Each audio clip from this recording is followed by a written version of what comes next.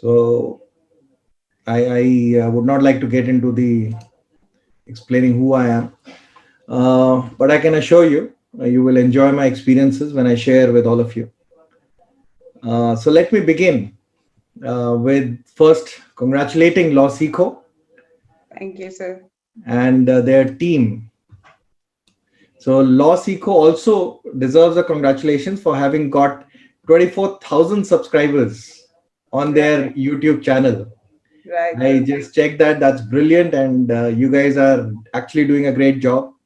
Thank you, sir. I would especially like to thank Bhavna and Shrishti and this entire team of lawsikho.com to have given me this platform to speak to all of you. So the pleasure is So, all us to have you here today. Somebody of your experience coming and sharing what actually goes into the court proceedings and how things fall in day-to-day practice is something I'm sure people would love to hear from you today. sure. So I'll try to keep it more practical. Let's not. I mean, I'm sure theories are something that you learn in colleges. Let us focus on the practical experiences. Why you need lawyers to speak to you on this, so that it's interesting. And we teach not because we are teachers, so please excuse us on that. So we'll just be sharing our experiences. We are not teaching anything here. And what I will be sharing, of course, today are my through my experience are the useful tips that will help all of you effectively present your arguments in the court. Now, there's a very popular saying. It says that if and a lot of people say this, and I'm sure all of you would have heard, if you argue a lot, become a lawyer. Yes, yes, absolutely. Now, well, people don't realize that what you may have actually argued in the court or what you see a lawyer arguing in court for 5 minutes Hmm. has actually taken him about a week to prepare. Now, without preparation, your arguments cannot be effective. You may just lose a case because you could not answer what the judge has asked or counter the arguments of the opposite counsel. Now, arguing a court is actually like going to a war zone. There are gunshots and missiles being fired at you from various directions, and you don't know which gunshot or a missile may come towards you from which direction, what the judge may ask you, which part of the file you may or may not have read. And unless you're well prepared, you may just get killed. You will lose your case. So just the way the soldiers prepare well in advance for a war, so should you be well prepared for your arguments well in advance. And like the saying goes, the more you sweat in practice, the less you bleed in war. Now, the big question that arises is, how do you prepare for an argument? What takes so much of time actually to prepare for an argument? So, friends, first and foremost, before you even start preparing and reading the file to prepare for your arguments, I strongly recommend that you inspect the court file.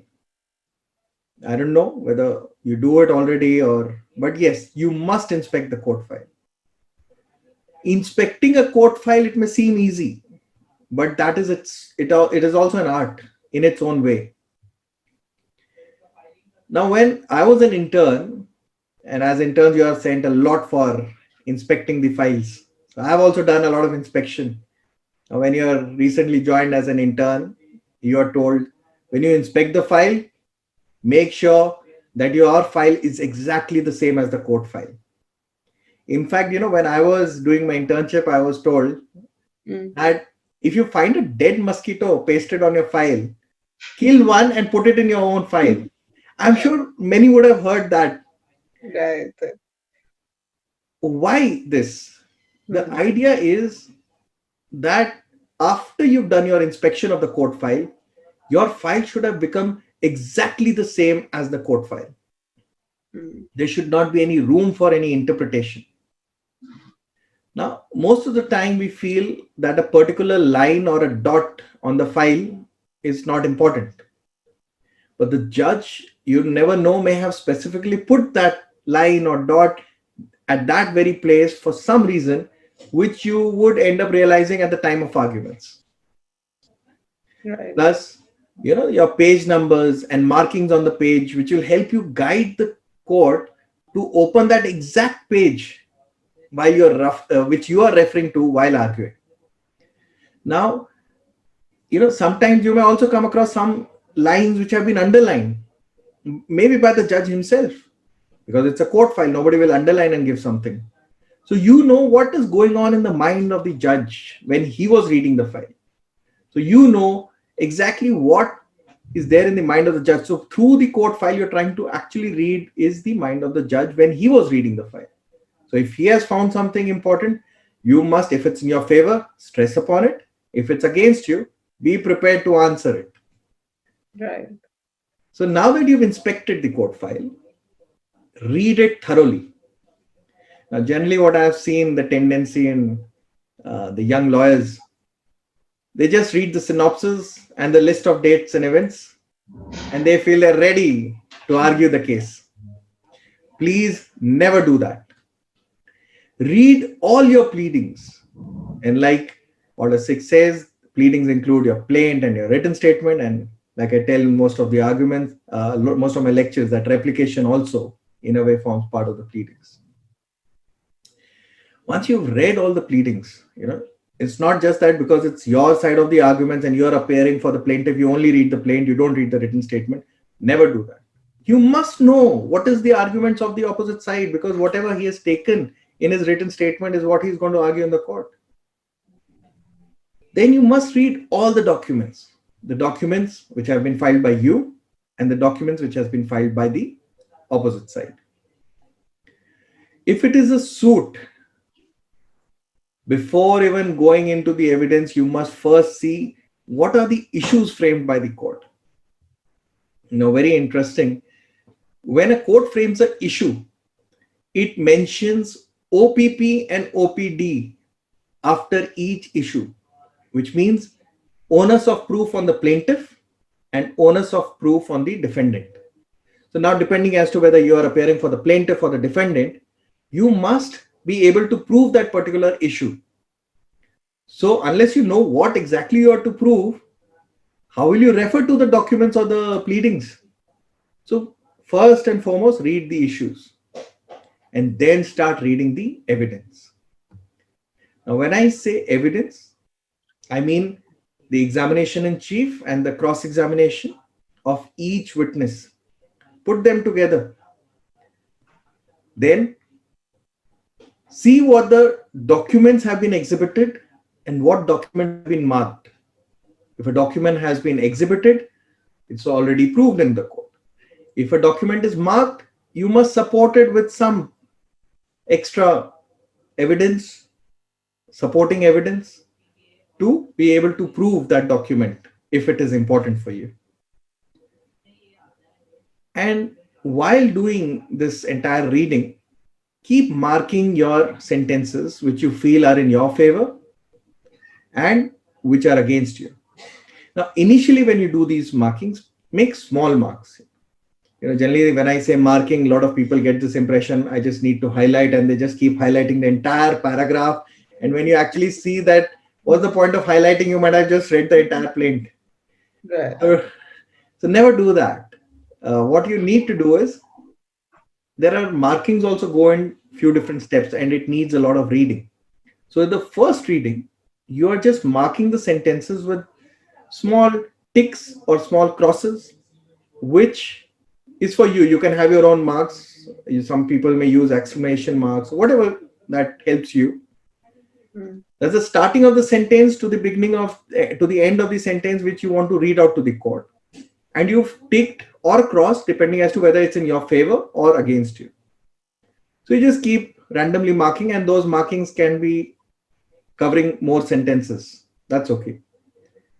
Once you've done that in the pleadings, you've done that in the documents, you've done that in the evidence, then you do the second reading. In the second reading, you start highlighting the words of a sentence that you feel that you would prominently bring it to the notice of the court. So your actual highlighting with the highlighter would only be a one word or one or two words which you want to stress upon while reading that sentence you had marked. Now, again, like we did it in ticks and crosses, here also you can use a red highlighter or a green highlighter to show whether a particular sentence is in your favor or against. It's very important to mark or highlight the things which are against you also, because you know that is going to be the arguments of the opposite side and you should already be well prepared to counter it. Don't just close your eyes towards it, just focus on your arguments. No, you will lose a case on that. He may be able to argue it better than you. But if you're ready with the counter arguments, then you will be able to, even if he's argued well, you will be able to counter it well. So the cross signs at the beginning and the end of these sentences will tell you where to start reading, and highlighted words will tell you which words to stress upon while reading that sentence. So this is about reading the file, reading that entire file, all the pleadings, all the documents, and all the evidence. Once you've read, now the third reading, you've marked it. First, in your first reading, you marked the broader ones. Second reading, you mark the highlighted portions. In the third reading, you start preparing your notes. And of course, now you're focusing on what you've already marked, your favor and your against arguments. And then you start preparing your notes, which will help and guide you with the direction of the arguments. Of course, you have your pleadings, but your notes will focus only on what you want to finally argue and what you want to stress upon. So it may not be as long as your pleadings. In fact, your notes should be one-liners. They should be very short, not more than one page. Now when you expand too much, there are tendency when you're preparing a note, you just expand almost everything, because when you read a file, you feel, oh, this is also important. No, please shorten it, because if you end up writing everything, you will only read out in the court. You are not going to actually argue a case. So, and if you're reading out the entire case, the judge will, get bored, and he may feel, I can read it myself. I don't need you to stand here and read out the entire thing. Secondly, these notes should only contain the important points of arguments. When I say important, I mean the ones which will actually you think will convince the court in your favor. If you read the pleadings, obviously, because you put them in the pleadings, they are important. I agree.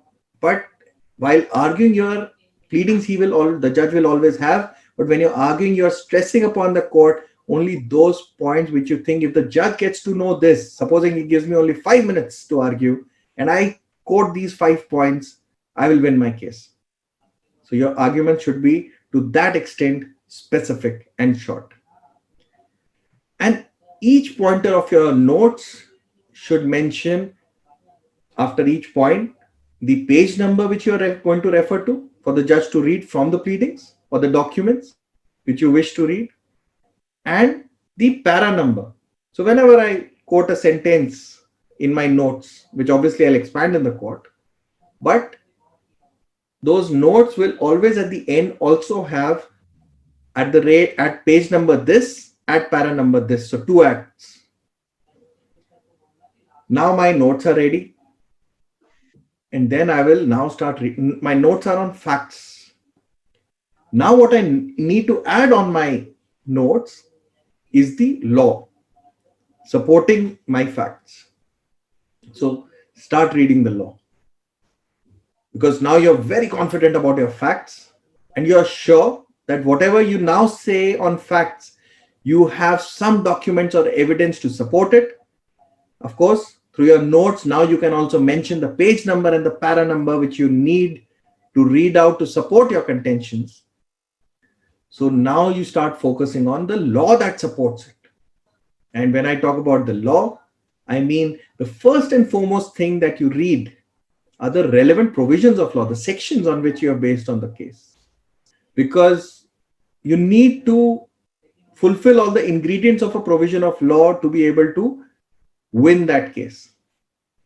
And once your ingredients through your facts have been completed, and you're sure of what the law is, you start reading the judgments, the precedents that supports it. Now, when, like you did in your, while reading your notes and your case file, you've highlighted it.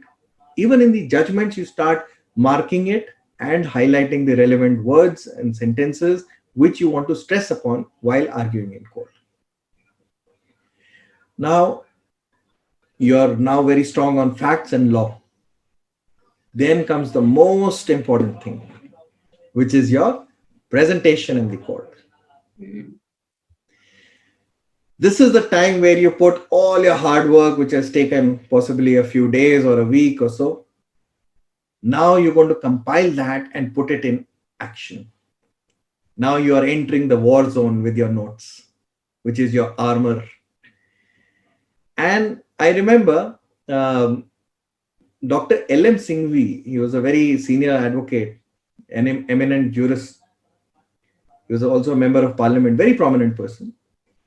Now, he once told me, he said the factor on which you would win your case is 30% based on your pleadings and file. So that entire hard work you've done over a week will help you quite a lot, obviously, for that 5 minutes presentation you're going to give in the court. But what will make you win a case is actually 70% will be based on how you present your arguments. And he used to say, that time I remember I was visiting London, and he said, when you visit London, you must visit the courts there. And in the courts, you must observe how the lawyers argue. And even in our courts here, in wherever you are located, if you are across the country, anywhere, any court, when you're free from your work and you're free in the court, you must sit in the court. I used to sit in the Chief Justice's court because most of your important matters are taken up there, or any writ court. And you see the style with which various senior advocates and other advocates are arguing. And see what style do you relate to, and try to adopt the techniques from that lawyer by observing. Trust me, observing is the best form of learning. I may give you the tips and the tricks, but end of the day, unless you see a lawyer arguing in the court, you will not be able to adopt. Unless you see how many various forms and styles are there in the court. I've seen senior advocates, and these are all winning cases, good lawyers. But in some cases, I've seen, I was there in the court again, and there was this very senior advocate. Whenever a situation arose where the judge did not, would ask a question or whatever, his way of presentation was, he would literally bow down and say, yes, my lords, please, my lords. And he would, literally flatter him with all the praises and things and then argue the case. Of course, he also won the case.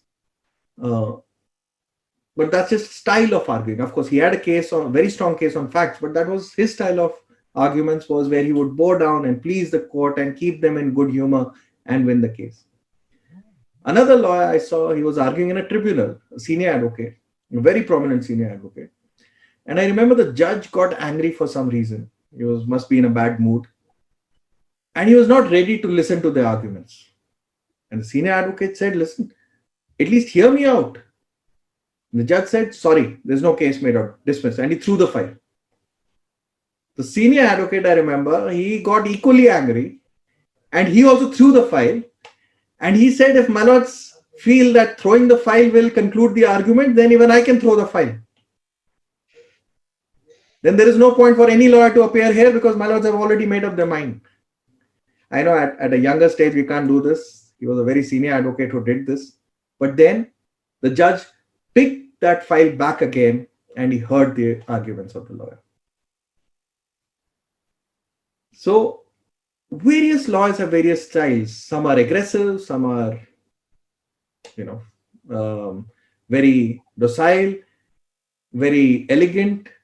You need to choose what's your personality and how you want to argue in court.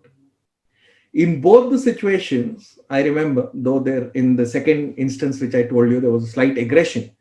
But post that, the way he covered it up, he was never disrespectful to the court. He may have been slightly aggressive, but it may sound more aggressive when I spoke about it, but the way he did it, there was an elegance in his aggression also. So while arguing in the court, you need to keep some very basic points in mind. First and foremost, you must be respectful to the court. Bow down, nothing wrong. These people have earned that place. Make eye contact with the judge. I always say this, arguing in the court is as good as reading psychology of the person sitting on the bench. I've seen lawyers argue, and while arguing, you can, while you're observing sitting at the back, and you can see the judge is totally not interested. He's reading the file, he's not even listening to the arguments, and the lawyer continues to make the arguments.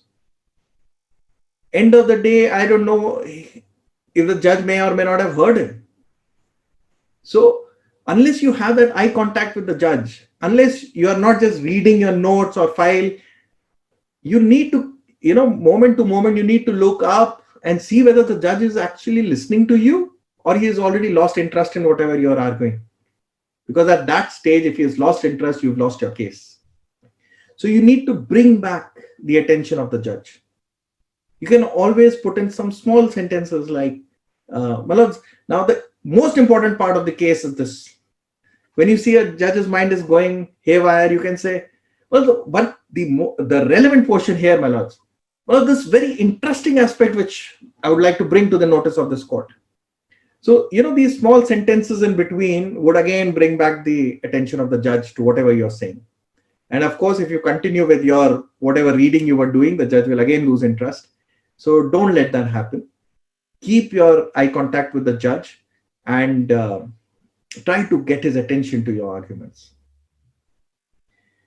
And when you're arguing, like I said, please avoid just reading your pleadings. It should be a conversational tone. Speak to them. See what they want to hear. Answer them. Don't try to avoid it. And when arguing, to keep it more interesting, I always say this, even in your pleadings, you should do this. And even while arguing, you should do this. Keep your sentences short. Keeping sentences short helps in two things. One, your arguments remain to the point. They remain specific. And two, you don't lose focus of what you're trying to achieve at.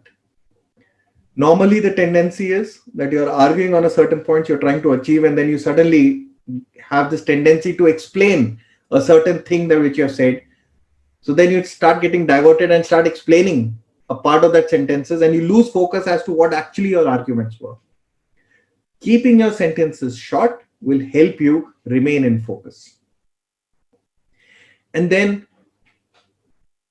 another very important part that you need to keep in mind is that you should always, when you're arguing in the court, please address the court, not the opposite counsel. A lot of people have this tendency because, there are lawyers, there are all kinds of lawyers. So when you are arguing in the court, the opposite counsel may pitch in and some kind of a sentence saying, no, my lords, these people are cheats, these people are wrong, they are making a false statement.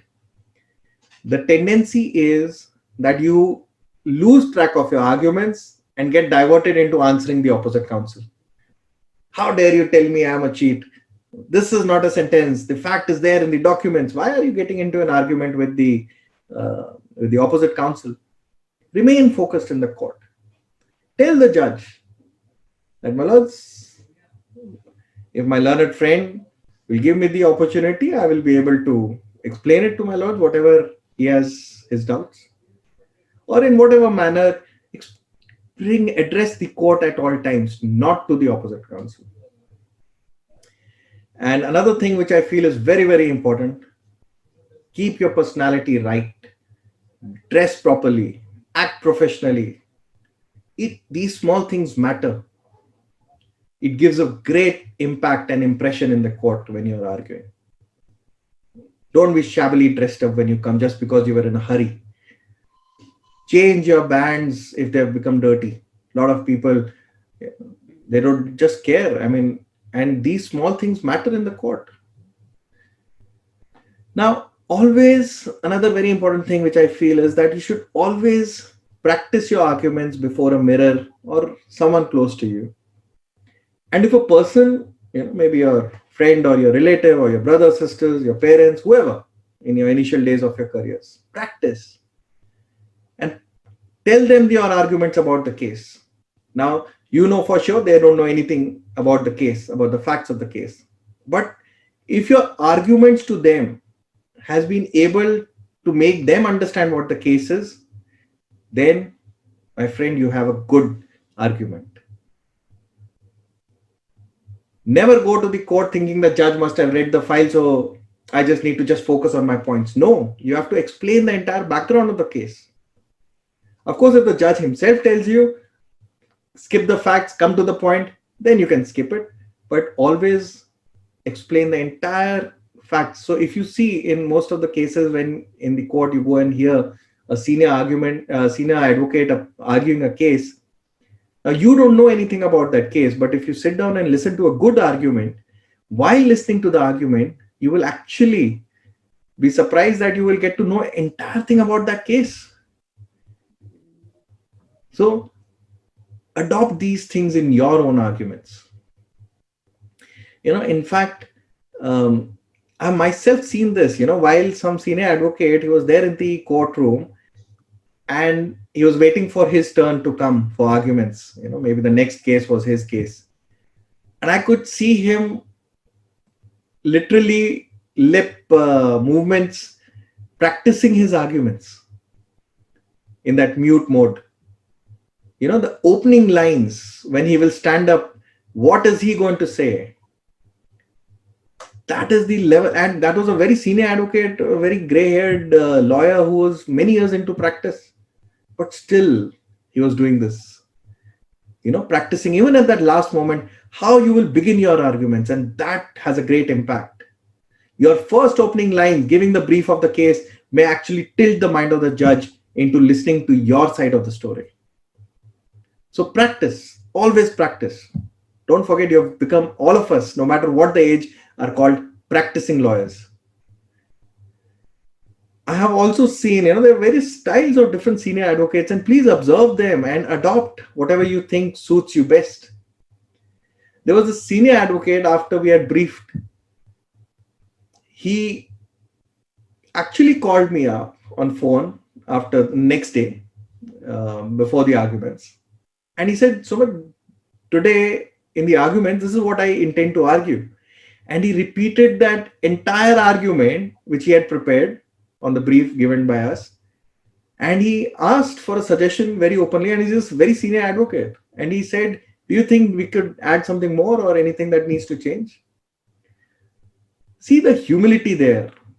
There is, why have that ego or arrogance that, no, I have prepared, I'm a senior advocate, I'll just say anything and get away with it. No, prepare, make it better. The way you argue, people will hear, people who don't know you. And if your arguments are good, and this has happened with me, they would actually come and approach you and saying that, sir, I have a case, I heard you argue, this was a brilliant argument. Can I have your number, please? So your presentation in the court is very, very important. And you need to be witty, you have your presence of mind all the time. Like I said, there are missiles coming from every direction. What the judge may ask, you don't know. How the judge may react, you don't know. So there are a lot of interesting anecdotes about being witty during court arguments. Most of you would have heard this, but let me share a few with you. Have you heard of 𝗖𝗵𝘵𝗀𝗃𝗃? In fact, there's a 𝗖𝗵𝘵𝗃𝗃 chamber block in the Supreme Court. A very legendary senior advocate. He was the Advocate General for the state of Bombay, and he became the first Solicitor General of India, and then also the Attorney General of India. So 𝗖𝗵𝘵𝗃𝗃, he was very well known for his wit.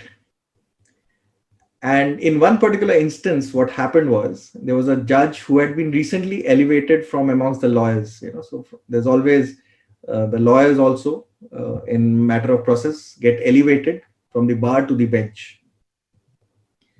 So this was one of those judges who had recently from the bar had reached the bench, became a judge, got elevated. And during the arguments, a book was passed to the bench. Of course, this was passed on behest of Mr. 𝗖𝗵𝗵𝗀𝗃𝗃, advocate. Now, the judge objected to the fact that there was a bug found smashed in between the pages. A lot of times that happens. Mosquitoes and bugs, and when you're reading a lot, this is what happens. So this was one bug found in that book, which was passed by Mr. 𝗖𝗵𝗵𝗃𝗃 to the bench. So when the judge objected to this, Mr. 𝗖𝗵𝗵𝗃𝗃 remarked, he said, "My lords, this is a very ambitious bug which has traveled all the way from the bar to the bench." So he was subtle, he was witty, and he made his point. Another very interesting incident was that of Mr. 𝗷𝗵𝗿𝗀𝗀𝗃𝗃. Very witty person again, very witty lawyer. Of course, all of us know Mr. 𝗷𝗵𝗿𝗀𝗀𝗃𝗃. Now, he is a senior advocate and had a roaring practice in the 90s. He was appearing before Justice T.S. Thakur, who was at that time the Chief Justice of India.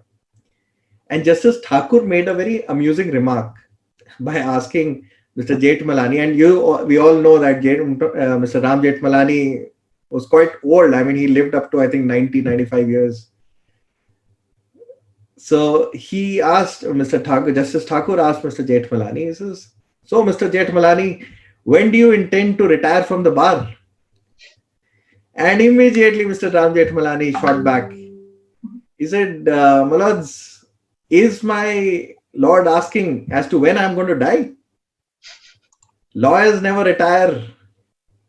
So, a lot of these very interesting incidents. In fact, in the court, sometimes passions run high. And when passions run high, you have to be very careful because you don't want to spoil the mood of the judge. In fact, you have to keep them cool if you want to win your arguments. You can't push a judge. And at the same time, if you remain quiet and don't answer them, you don't clarify things, then also it's bad. So there was this very interesting, again, one Attorney General of India, Mr. G. Ramaswamy. How the wittiness helps you calm down the situation. So on one occasion, what had happened was, and I'm sure many of you would have heard this story, it was before Justice Kuldeep Singh at that time, many years back. Now, during the course of the hearing, it had got very heated arguments. The judges also got very angry. And the judge remarked, he said, "Mr. Ramaswamy, you think we are fools?" Now, Ramaswamy, being the Attorney General and very witty, you know what he said?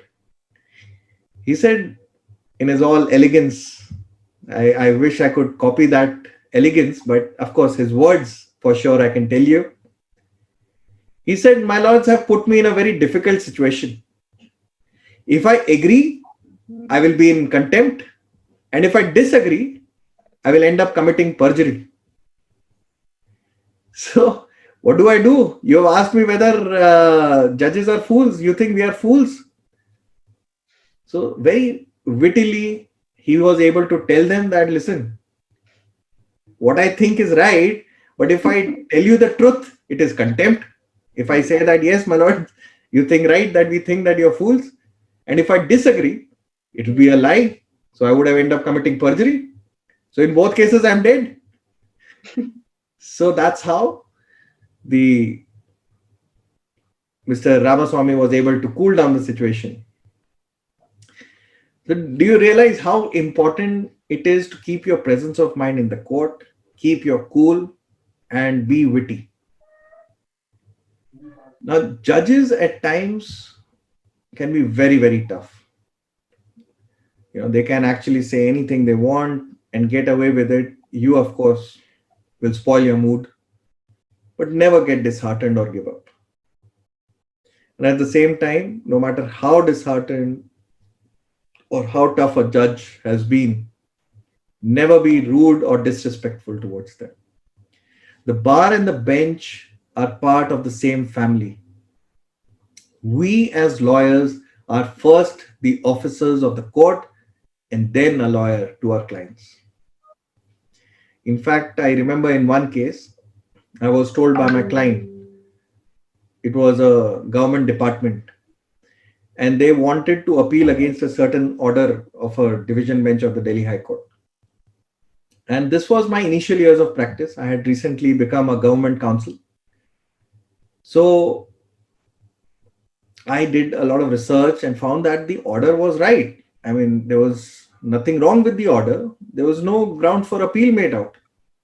But then these officers, as they are, and you are just a new government counsel. So when, all these government departments say, sir, our head officer said we must appeal. Please give an opinion to go and appeal. So you tend to agree. It's like, okay, if the department is saying all I have to do is write on my letterhead, let me write, nothing wrong. If they want to do it, let them do it. So I gave my opinion. And when I appeared in the court on the next hearing, and the judge asked, we had passed some directions in the last order. Did you comply with it? I said, no, my lord, my clients have decided to appeal against the order. So that's why we could not comply with the same. Judge got furious. He said, what was wrong in the order? Who advised them to go and appeal? And of course, that was me. And he had that letter, my letterhead in the court file. And he saw that and he said, oh, you have given them this thing to appeal? You've given them the opinion to appeal? What is wrong with my order, Mr. Counsel?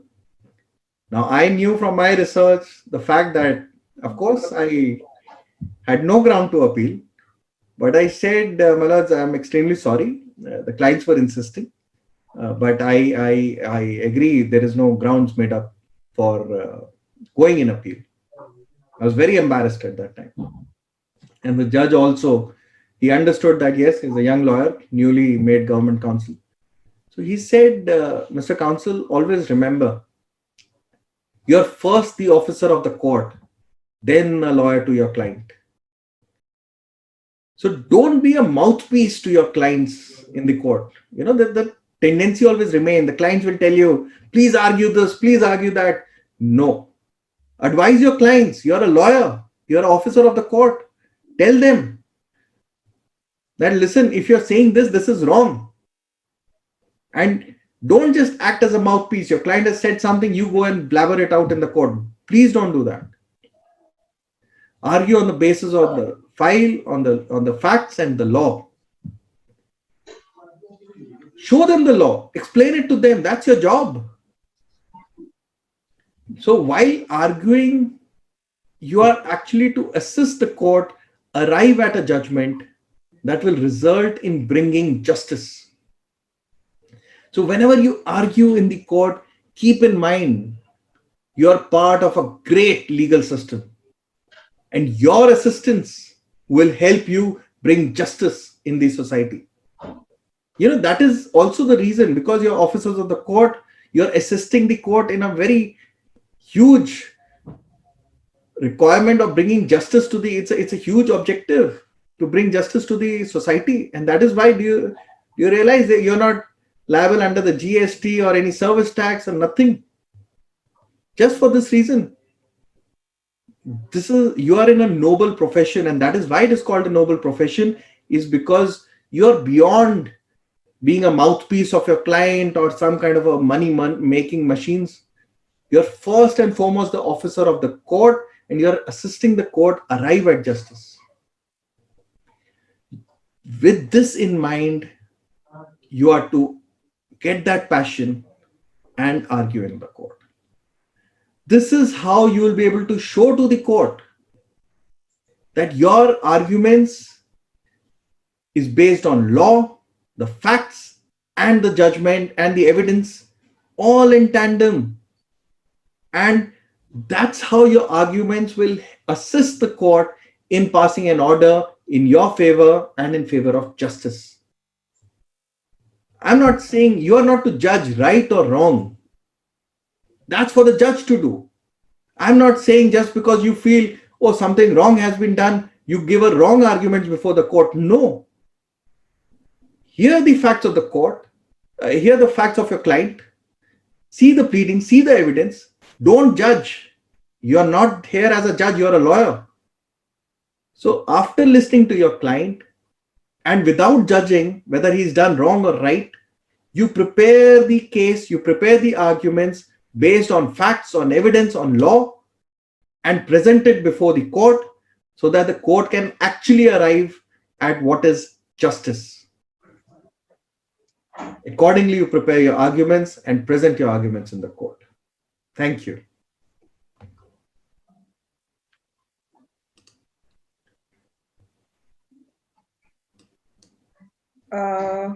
Okay, so there's a question from the audience that how to develop a good humor for answering judges' questions. Yeah, so I've just mentioned some anecdotes. You can take the tips from there. But once you have your presence of mind, you will be able to actually present it, give some good answers there. Sense of humor is part of your nature. I think not everybody has it, but you can always develop it. Right. So please develop it. It's important in the court. Anything else? So everybody who's present, anybody else who wants to ask a question to sir? So I can see some comments coming up. I see Mr. Niranjan says, congratulations, 𝗏𝗂𝗂𝗂𝗧. Vinay Kumar says, it's an amazing session, sir. Thank you. Thank you, Vinay. Anju Gupta says, sir, you are so generous. It's amazing to you on webinar. Thank you, Anju. Akash says, how to develop a good humor. I've just answered that. Neha says, good evening and thank you. Thank you, Neha. Rahul says, awesome, sir. Thank you, Rahul. Kajal says, very nice and enriching session. I'm glad I could be of some positive inputs I could give and useful tips. Thank you, Kajal. Garfield says, so amazing, sir. Simply wow. Thank you very much, Garfield. That's a nice compliment. Raghavendra says, it's a good session. Thank you. But to all the people who are listening, I had left a few minutes. I know it's a 1 hour, I was told. I left a few minutes for question and answers. So I'm just still looking for some questions coming up. Yes. There are some questions, Yes. sir. So 𝗏𝗂𝗺 𝗀𝗏 has a question as to how to handle aggressive opposite counsels that do not permit you to speak. Yes. So always remember one thing. Now, one, like I said, always address the court. And if you're able to bring to the court and keep your eye contact with the judges also understand, one lawyer is trying to be over aggressive and not making any sense. You'll be able to see that with the kind of interest the judge is showing in whatever that shouting is going on. If you start coming down to his level and start shouting back, the judge will not be interested in listening to both of you. But if you are able to communicate to the judge that, my lords, I'm sure my lord would, after hearing my arguments, give my learned friend an opportunity to hear. But it seems that he does not believe that he will get a chance to hear. That is why he's cutting down in my arguments. So, some kind of a sense of humor, if you're able to bring it in a calm and composed manner to the judge, that, my lord, otherwise I can stop my arguments here. Let my learned friend finish. He is too eager to complete his arguments. And then I will come back to mine. So somewhere you can again address the judge, take your permission and start. So that's how you handle the situation. Various ways to handle. Of course, when you are in that situation, it will all depend as to how you decide. There's another question as to, does it always pay to be humble and have conviction, from Sagar Gupta? It's always good to be humble. Humble doesn't mean that you cannot be aggressive. Like I said, how you argue in the court, whether it's aggressive or in a polite manner, will all depend as to what your nature is. Now, depending on that, you need to build your own style. And that's why observing arguments in the court of senior advocates is very important, because that's how you will be able to see what are the various techniques. Like I said, everything cannot be explained in a lecture. It's a practical thing to do. So when you practically go and see and you learn by observing, that's the best form of learning. So please observe, see which lawyer style suits you most, suits your personality, and then you follow that lawyer. See the cause list, see whenever his cases are coming up for arguments, you go and listen to those arguments and adopt the style. The other question is, how to convince a furious judge, from Krishna Deepthi. So many nice anecdotes I had said about how to, calm down the court. Yes. So yes, but again, it's the way you will be able to do it when there. As long as you don't get nervous, as long as you don't get agitated, you keep your presence of mind, I'm sure you'll be able to come up with something very interesting and very witty in the court to calm down the judge also. The other question is from an anonymous attendee as to how to handle questions coming from judges or opposite counsels where you do not have an answer despite preparing well for your case. So if you've actually prepared well, you will have an answer to anything. But at times when you don't have an answer, you can move around it. You can always say, while if a judge has asked you a question which you can't answer at that stage, you can say that, my lords, with due permission, I'll come back to that question. I will definitely answer that, my lords, but my lords may give me time to at least complete what I'm trying to say. And this needs a little big background, and that's how I'll come back to it. So once you've been able to tell the judge, satisfied the judge that, yes, you will answer it, not now, maybe later. And then when you get into the earlier set of arguments and complete your arguments, possibly that question gets answered by itself. So you can avoid that question in this particular manner. Then there is question, it's a similar question by two people, Gautam and Anju, as to if there is a senior counsel or counsels from very leading law firms or senior advocates as opposite counsels. So how to handle in that case? In the initial days, this always used to come and, oh my God, such a senior advocate, I got to get a chance to argue. And as a government counsel, you'll always find very senior advocates appearing in most of the cases against you. Yes, tendency is to get nervous, tendency is to get scared. But I think if you just change your outlook and think positively that, see, you're getting a chance to argue against the best. Imagine if you win the case. Right. Amazing. I mean, it's a great opportunity. So the moment you start looking at it as an opportunity, you will love arguing it, and you will argue it with utmost passion.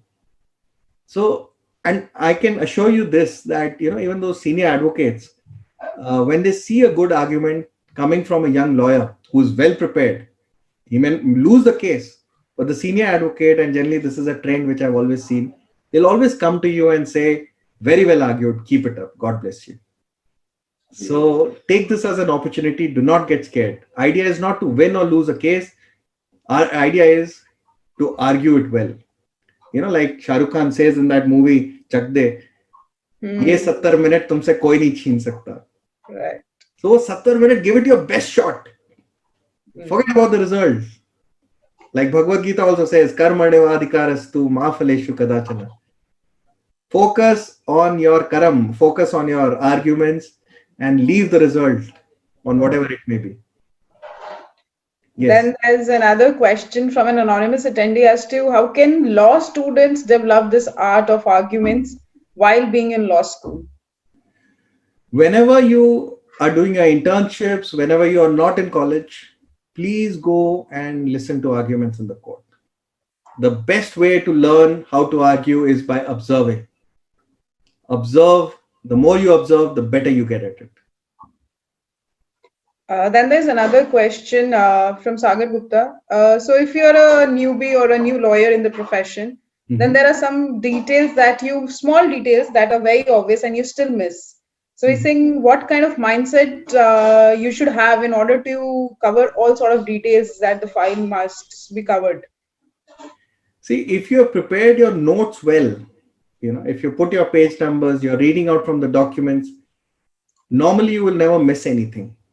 So I don't know what small, I think if you can be more specific about what you're referring to, because if your notes are good, you generally don't tend to miss.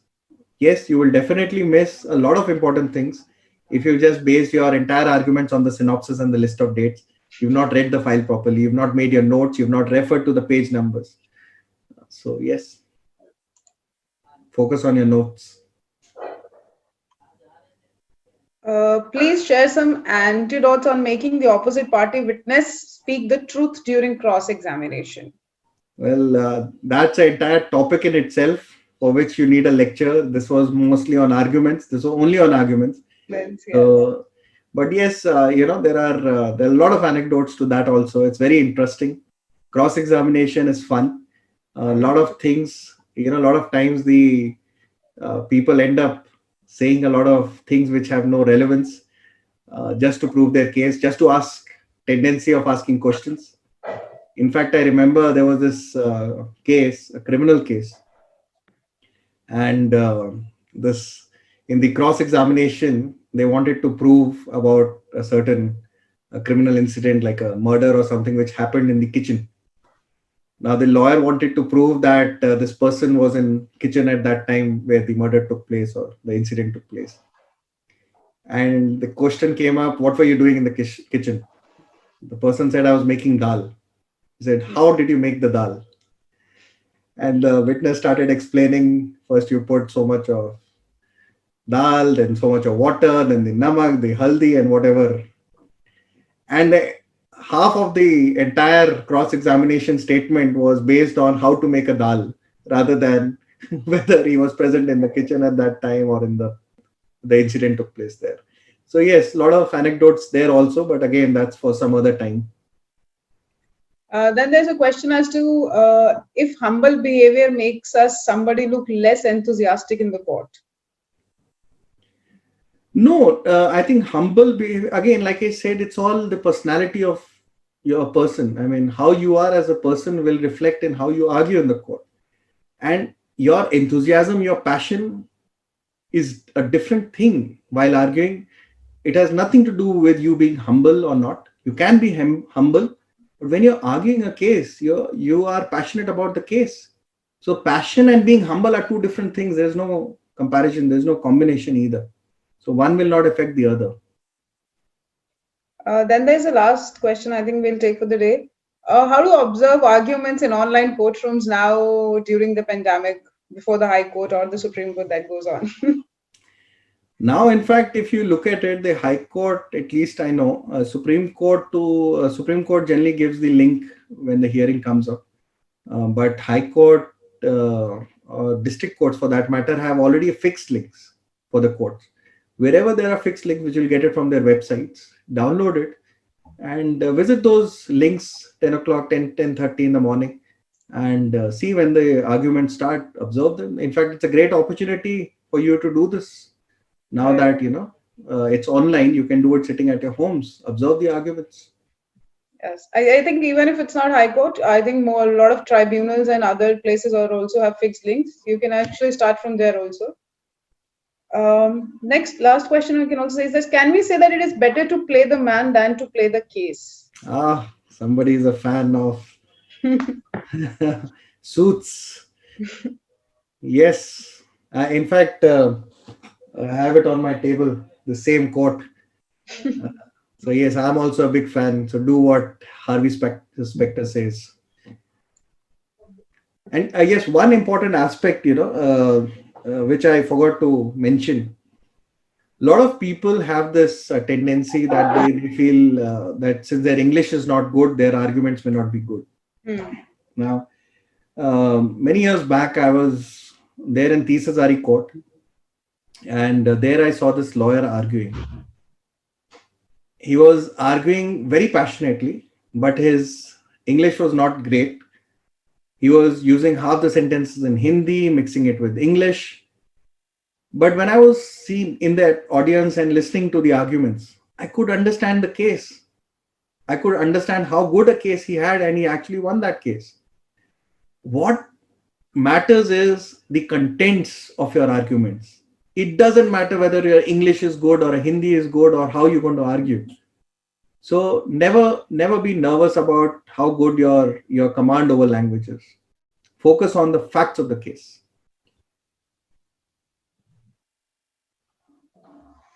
This question is a little off the topic, but if you would like to answer, sir, that how can first generation lawyers start with practice, or probably establish their own independent practice in litigation?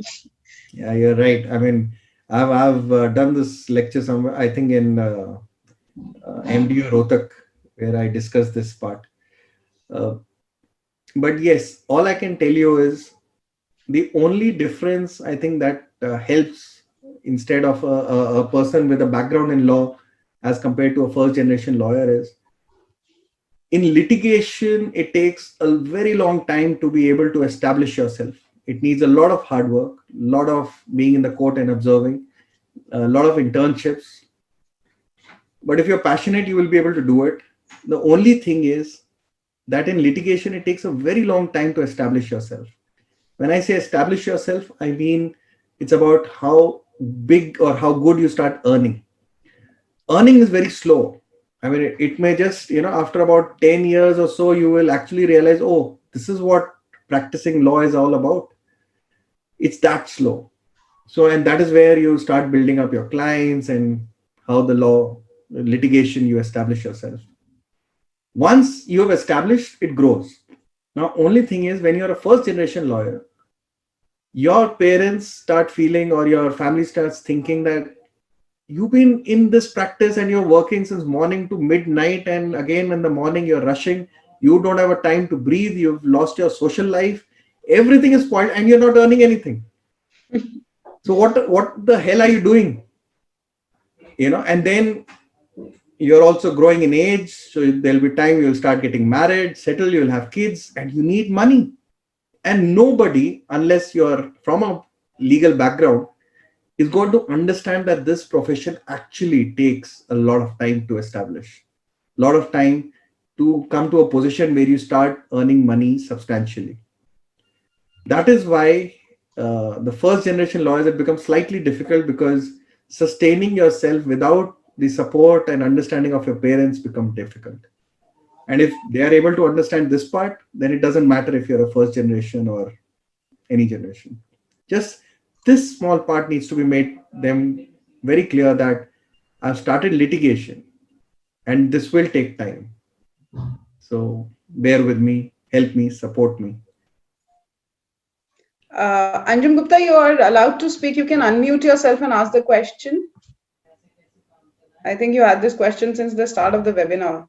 Yes, and for some reason she's not able to unmute herself. Yeah. If you can do it, please just unmute yourself and ask the question, or you can just type it in the chat box if there's some issue at your end. There still seems to be some issue at the end, I think. But one thing I'm very happy about it is a lot of questions have come. Yes. So I'm glad. I mean, if questions would not have come, I would have felt that people have actually not enjoyed the lecture. Right. I think there's still some issue. So you can probably share your email ID if people would still want to reach out in terms of some questions. My email ID is, should I even give my, in fact, what I would prefer is, please add me on your LinkedIn, and you can message me on your LinkedIn. That will be a better option. Okay. So everybody who's present here today, or somebody who still has a question and could not ask for any reason, they can always reach out to Sir over LinkedIn, and he'll be more than glad to answer your questions. The last question that I would like to take for the evening is that arguing in the courts is something haunting every lawyer arguing. I think the question the person wants to ask is that it's very daunting and haunting at the same time once you start arguing in the court. So how to overcome that nervousness and initial hitch before you start arguing well in court? When you are prepared well, when you are actually prepared your notes well, you will have the confidence because you are sure of the facts, you're sure of the law. So when you argue in the court, one thing you can be very confident about is whatever the judge will ask, you will have an answer to it. Right. So that confidence, the only way to gain that confidence is to be very, very strong on facts and law and be well prepared with your notes. You'll never be nervous in the court. I think that goes back to the point that we started, so that it's better to sweat in the practice and to bleed in war. Yes. Thank you so much, sir, for such an enriching session. And thank you for giving your time during such a busy day. And I think people had some takeaways. I definitely had a lot of takeaways from today's session. And people can still approach sir on LinkedIn for any queries or anything that you still want to ask. Thank you so much, sir, for being here. Thank you so much.